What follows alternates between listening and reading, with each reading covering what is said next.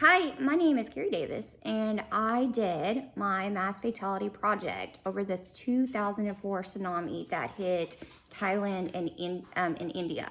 This was located off of the Indian Ocean, and it impacted about 13 countries.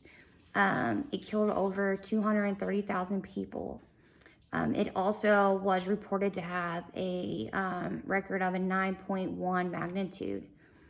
It was one of the world's worst tsunamis so far in history today. I'm going to talk about the the impact that it had on the countries. So this tsunami went to about 500 miles. They said that some of the water reached over 100 feet. The communities were left just with nothing. All the land, all the buildings and the homes and the businesses were completely leveled. There was debris all in the water.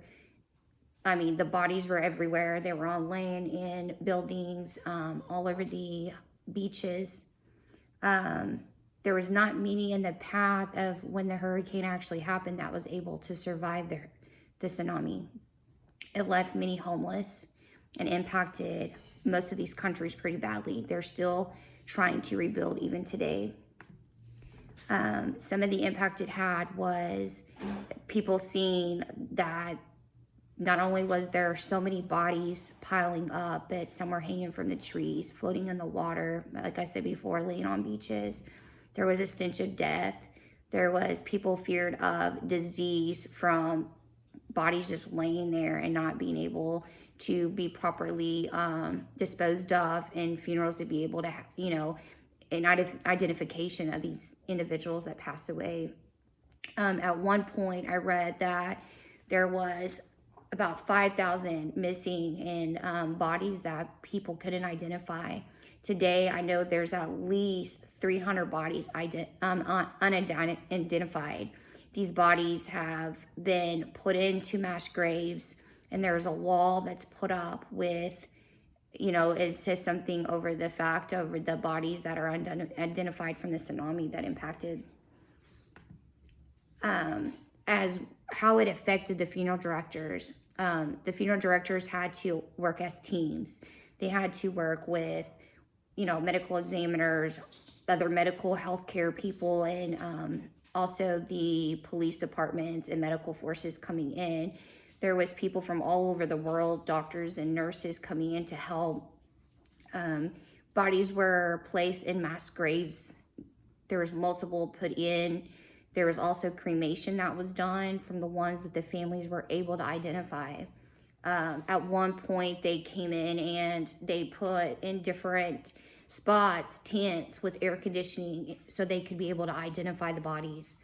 They wound up using dental records and fingerprints to be able to figure out who some of these individuals are that weren't being either identified, or to help families find out if that was their family, their loved one that had passed away. There were a lot of countries that were left. A lot of the men at the time were overfishing.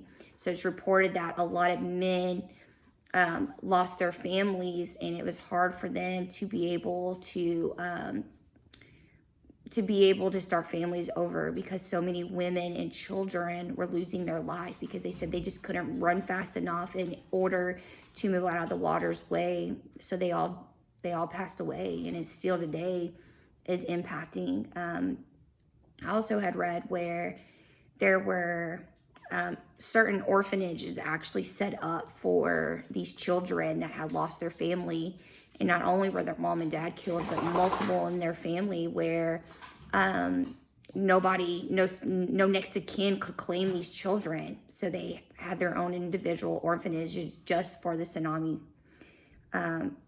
Parents were also having to watch their children be placed in mass graves. In one part, I think I had read that there was over hundreds of families standing there and having to watch them bury hundreds of children in one grave because there were so many that had passed away.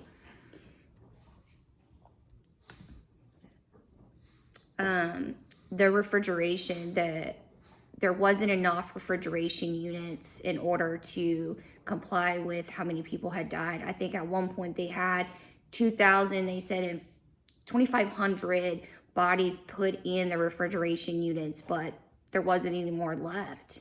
So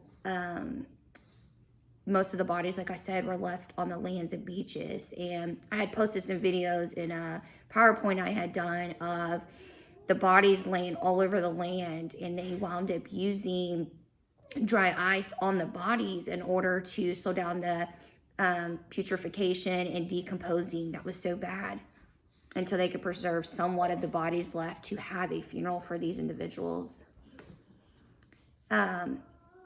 Another issue was, so after the tsunami happened and so many people died, most of their injuries were from drowning and blunt force trauma. A lot of these people that actually survived the tsunami were actually sent to medical care to hospitals. At these hospital locations, they hadn't prepared or put things into place that, required enough medication and people on staff to be able to take care of the bodies that were coming in. So most of the people that were sent to the hospitals did not survive because there was not enough medical care and supplies to take care. So people were dying from sepsis, blunt force trauma, infections from just being underwater for so long. Some of the external resources that the funeral directors had to use were the doctors and nurses, crematories, law enforcement, operation plans that had to be put into place, emergency help plans.